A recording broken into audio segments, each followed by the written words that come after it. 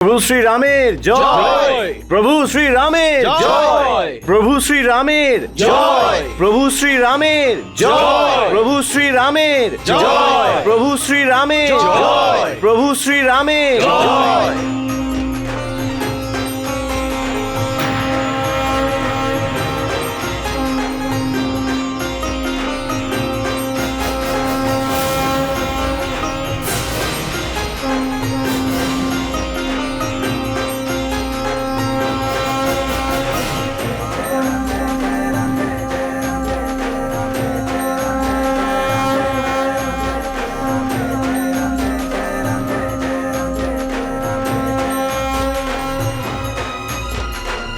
লঙ্কেশ কখনোই ভেঙে পড়বে না মহারানী। লঙ্কেশ কখনোই ভেঙে পড়বে না। আমার শত্রুরা যেটা আমার ভুল মনে করে সেটা হলো আমার আত্মবিশ্বাস, আর লঙ্কেশের আত্মবিশ্বাসই হলো লঙ্কেশের শক্তি, লঙ্কেশের সামর্থ্য। সেই জন্যই আমি অজেয়, সেই জন্যই আমি এই ত্রিলোক বিজেতা, সেই জন্যই আমি নিশ্চিন্ত মহারানী। চলো মহারানী চলো। কোথায়? আমার বিজয়োৎসব করবার জন্য। আর কোথায়? আপনার জয়? হ্যাঁ, আমার বিজয়, রামের ওপর আমার বিজয়। মহারানী মন্দোদরী, এটাই হলো লঙ্কেশের আত্মবিশ্বাসের প্রমাণ যে যুদ্ধ হবার আগেই লঙ্কেশের এটাই বিশ্বাস যে বিজয় আমারই হবে। কাল প্রভাতে আমরা লঙ্কাতে আক্রমণ করব মহারাজ সুগ্রীব। আমি তো শুধু আপনার আজ্ঞার অপেক্ষা করছি রঘুনন্দন। আক্রমণ তো আমাদের আজই করা উচিত ছিল, কিন্তু রাবণ এই ষড়যন্ত্র করে অহিরাবণ আর মহিরাবণ দ্বারা আমাদের হরণ করেছিল। এর অর্থ হলো রাবণের মৃত্যু আরো একদিন এগিয়ে এলো প্রভু। মহারাজ বিভীষণ আমাদের লঙ্কার 4 দ্বারের ব্যাপারে অবগত করেছেন। আমাদের সেনারা নল, নীল, অঙ্গদ, হনুমান, লক্ষ্মণ আর আমি সেই দ্বারের দ্বারাই লঙ্কার মধ্যে প্রবেশ করব।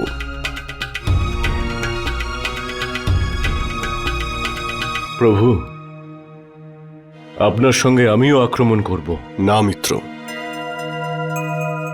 আপনি, জাম্বুবান আর মহারাজ সুগ্রীব সেনাদের সঙ্গেই থাকবেন। আমি যেমন আগেও বলেছি যে মায়াবী রাক্ষসদের শনাক্ত করার জন্য কোনো বানর তাদের রূপ পরিবর্তন যেন না করে,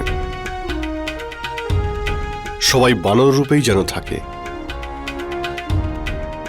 শুধু মহারাজ বিভীষণ, ওনার 4 মন্ত্রী, লক্ষ্মণ আর আমি মনুষ্য রূপেই থাকব।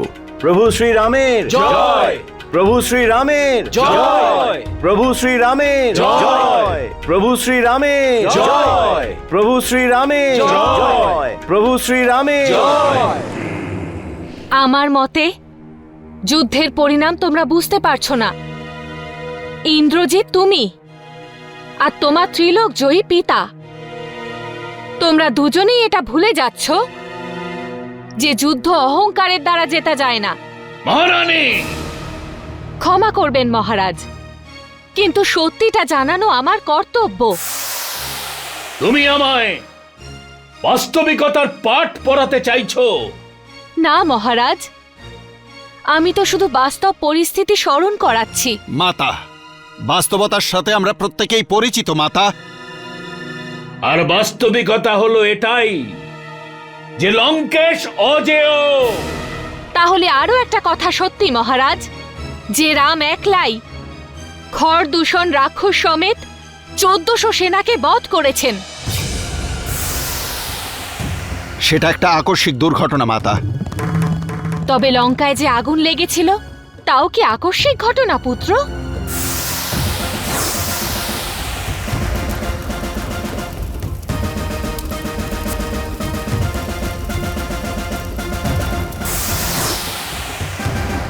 সমুদ্রের উপরে সেতু বন্ধন করে।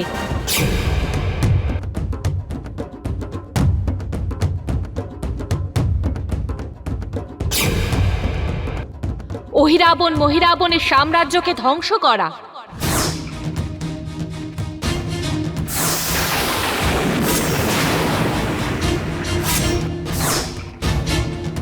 এই সবকিছু আকস্মিক ঘটনা মাত্র, আর এত সবকিছু ঘটার পরেও তোমার পিতা যুদ্ধের অহংকারে মত্ত হয়ে আছেন। এই সবকিছু আকস্মিক ঘটনা। তোমার মুখ থেকে বিভীষণের কথা বেরোচ্ছে মহারানী। আপনি জ্ঞানী মহারাজ, আপনি সবকিছু জানেন যে কে আপনার পাশে রয়েছে।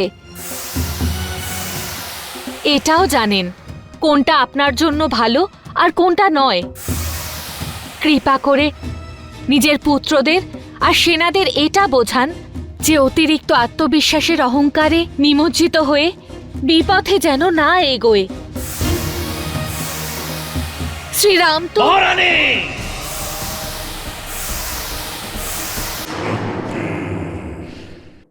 আজ পর্যন্ত দুষ্ট পাপী রাবণ আমার প্রভুকে ভিখারি, তপস্বী, বনবাসী বলে ওনার উপহাস করেছে।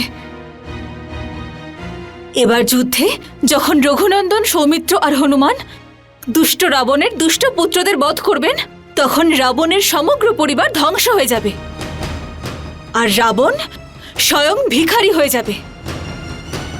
মাতা ত্রিজটা, দুষ্ট রাবণ সর্বনাশের সীমারেখায় দাঁড়িয়ে আছে। সর্বনাশের।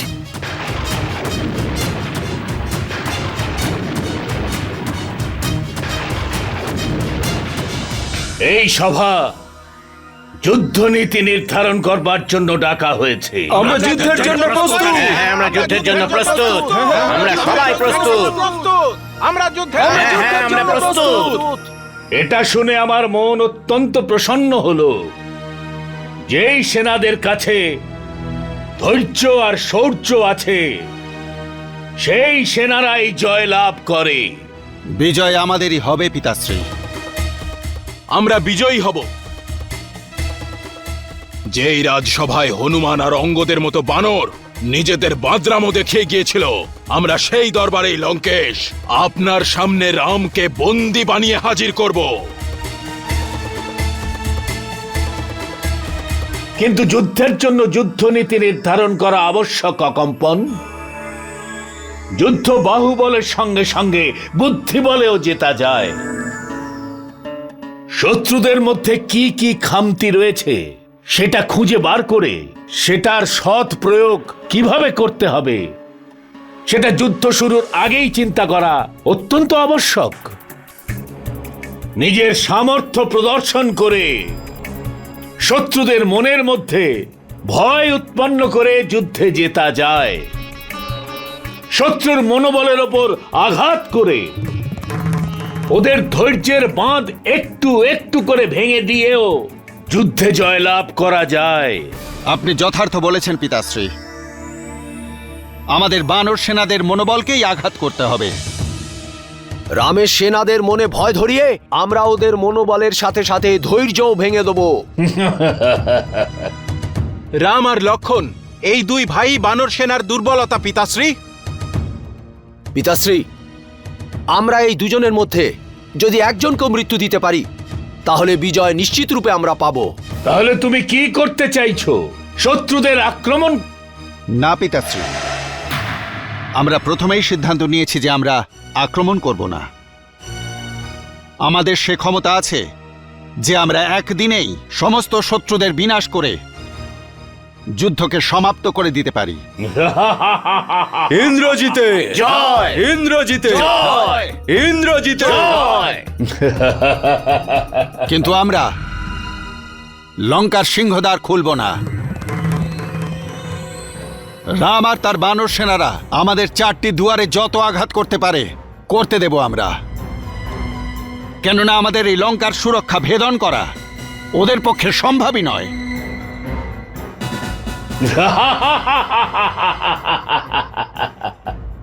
আর সেই অভেদ্য সুরক্ষা হলো পঞ্চবত্রম। পঞ্চবত্রম। পঞ্চবত্রম। পঞ্চবত্রম কি বললেন? হ্যাঁ মহারানী, পঞ্চপাত্রম।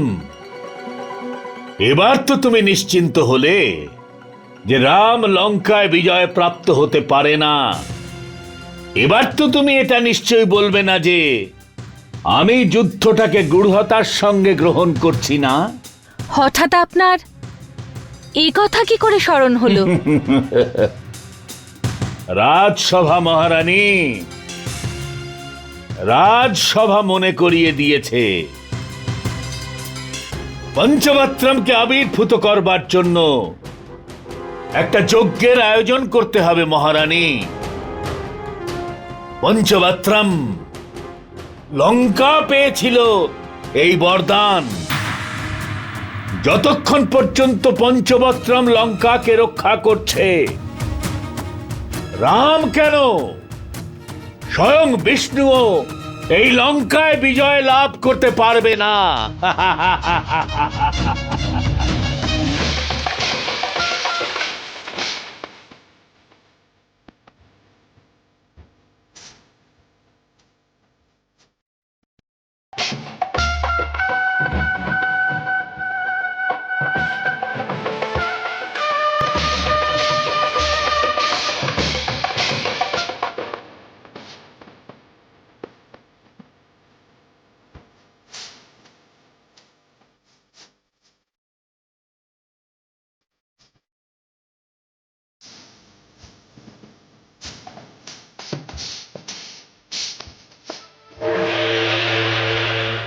লঙ্কাপতি রাবণের জয় লঙ্কাপতি রাবণের জয় লঙ্কাপতি রাবণের জয় লঙ্কাপতি রাবণের জয় লঙ্কাপতি রাবণের জয় লঙ্কাপতি রাবণের জয় লঙ্কাপতি রাবণের জয় ও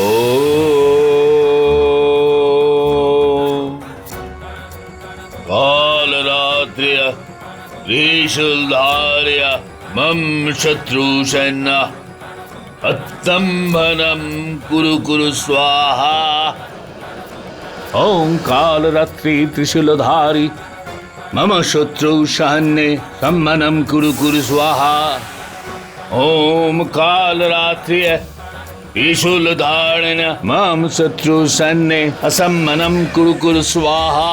ওম কাল রাত্রিয় ত্রিশূলধারণ্যে মাম শত্রু সৈন্যে সম্মনম কুরু কুরু স্বাহা। ওম কাল রাত্রিয় ত্রিশূলধারণ্যে মাম শত্রু সৈন্যে সম্মনম কুরু কুরু স্বাহা। ওম কাল রাত্রি ত্রিশূলধারণ্যে মাম শত্রু সৈন্যে অসম্ভনম কুরু কুরু স্বাহা। ওম কাল রাত্রে ত্রিশূলধারণ্যে মম শত্রু সৈন্যে অসম্ভনম কুরু কুরু স্বাহা। ওম কাল রাত্রে ত্রিশূলধারণ্যে মম শত্রু সৈন্যে অসম্ভনম কুরু কুরু স্বাহা। ওম কাল রাত্রে ত্রিশূলধারণ্যে মম শত্রু সৈন্যে অসম্ভনম কুরু। ওম কাল রাত্রে ত্রিশূলধারণ্যে মম শত্রু সৈন্যে অসম্ভনম কুরু কুরু স্বাহা। লঙ্কায় এত কোলাহল কিসের মাতা ত্রিজটা? এটা তো যুদ্ধের বদলে উৎসবের সমারোহ মনে হচ্ছে। লঙ্কেশ পঞ্চভক্রমের উদ্ভবের জন্য যজ্ঞ করছে সীতা। পঞ্চবক্রম? এটা এক অদ্ভুত যন্ত্র সীতা, যা লঙ্কেশ প্রাপ্ত করেছেন। সেই যন্ত্রের দ্বারা লঙ্কা এবং লঙ্কেশ অজেয়।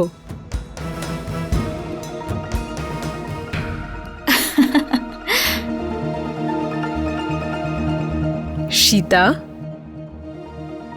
মাতা ত্রিজটা, নিজেকে অত্যন্ত প্রবল আর ত্রিলোক বিজয়ী মনে করা দুষ্ট রাবণ এখন মৃত্যু ভয়ে ভীত হয়ে পড়েছে। সেটা তুমি কি করে বলছো? এই জন্য কারণ ও ছলনা আর প্রতারণা করে অহি আর মোহের মাধ্যমে রঘুনন্দন আর সৌমিত্রকে আঘাত করার চেষ্টা করেছে। এবার যখনও তাতে ব্যর্থ হয়েছে, তখনও পঞ্চবক্রমের আশ্রয় নিতে চায়। মাতা ত্রিজটা, দুষ্ট রাবণের বিশ্বাস এখন দুর্বল হয়ে পড়েছে। ওই পাপী ধৈর্যচ্যুত হয়ে পড়ছে। সেজন্যই তো ও তন্ত্র মন্ত্র যন্ত্র এইসব কিছুর আশ্রয় নিতে চায়। কিন্তু এখন কোনো কিছুই ওকে আর রক্ষা করতে পারবে না। ও যতই যজ্ঞ করুক না কেন, ওর বিনাশ এখন নিশ্চিত।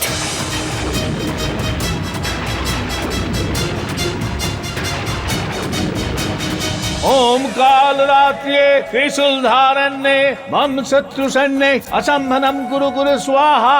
ओम काल रात्रे त्रिशूल धारण्ये मम शत्रु सैन्ये असंहनम कुरु कुरु स्वाहा। ओम काल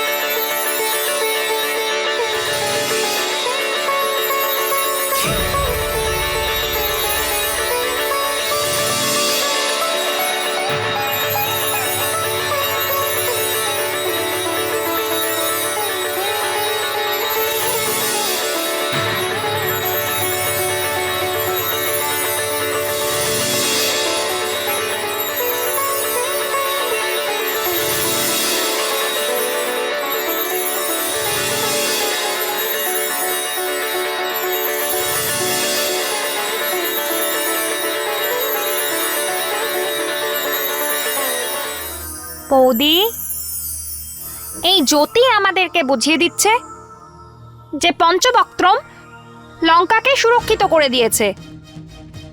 এবার লঙ্কার কেউ কোনো ক্ষতি করতে পারবে না।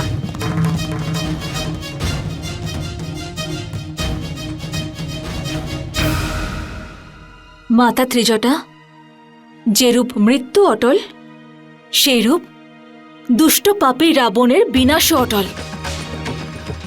এখন না কোনো পঞ্চবক্রম ওর মৃত্যুকে আটকাতে পারবে, আর না কোনো অষ্টবক্রম। এই রণযজ্ঞে পঞ্চবক্রমেরও আহুতি দেওয়া হবে, আর তার সঙ্গে তার 10 মস্তকেরও। লঙ্কেশের জয় হোক। কি সংবাদ এনেছ? সূর্য উদয় হওয়া মাত্রই রাম লঙ্কার উপর আক্রমণ করবে।